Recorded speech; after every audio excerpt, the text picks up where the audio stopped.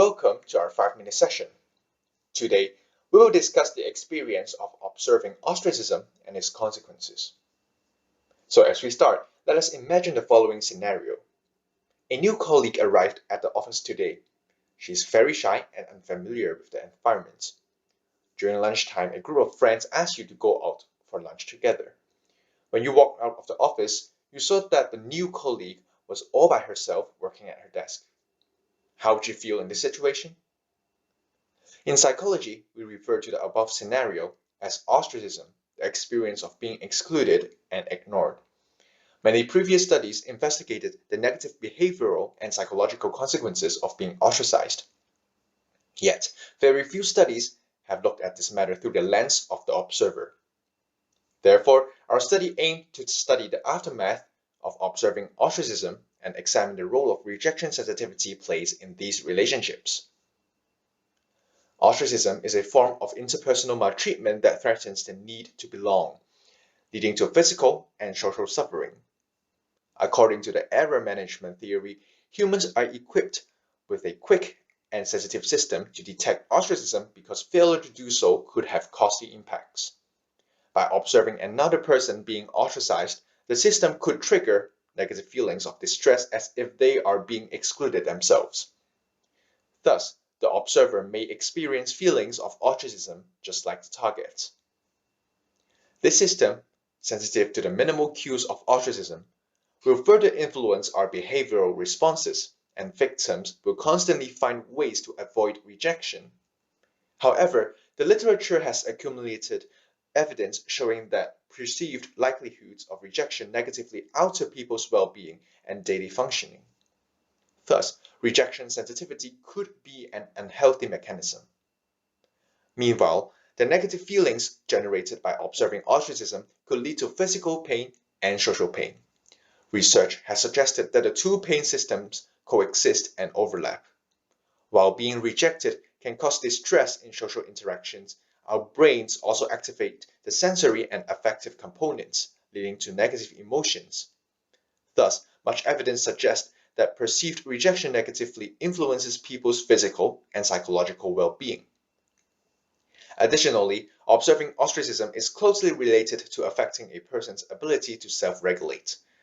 Self-regulation is the voluntary decision for one to control or adjust desired impulses or responses to meet different personal and social standards. However, after observing the possibility of being rejected, people might think their efforts to self-regulate are useless because controlling one's impulse might not lead to satisfactory outcomes such as social acceptance and a sense of belonging. Connecting all the dots together, our studies aimed to test three hypotheses. First, we predicted that observing ostracism would lead to higher levels of physical pain, social pain, and negative emotions, but lower levels of self-regulation. Moreover, perceived rejection likelihood should mediate the relationship between observing ostracism and the above consequences. We further predicted that rejection sensitivity would moderate the mediation effect, such that only participants with high rejection sensitivity would experience such effects after observing ostracism. We conducted a total of 2 studies. In study 1, participants were randomly assigned to either the ostracism or control condition.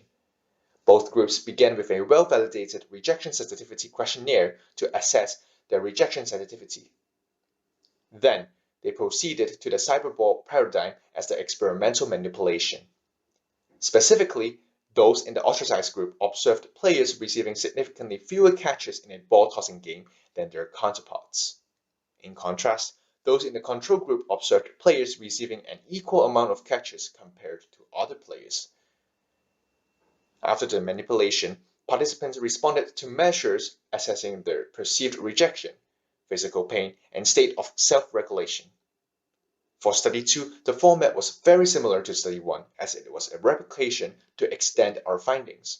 The only differences were that participants completed the cyberball paradigm 2 days after the rejection sensitivity questionnaire, and completed additional measures for social pain and negative mood. The results of both studies provided support to our hypotheses.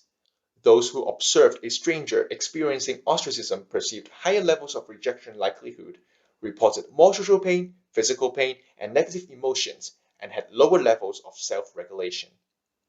Additionally, the mediation effect of perceived rejection likelihood and the moderator of rejection sensitivity were both observed, suggesting only those with high rejection sensitivity would be affected after observing ostracism.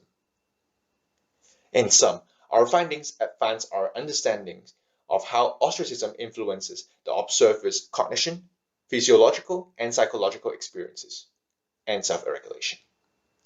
They also encourage future research to combine dispositional characteristics and situational experiences in understanding people's responses in social interactions. This is the end of our presentation. If you would like to learn more about the study, you can scan the QR code to read the full article. Thanks for listening, and see you next time.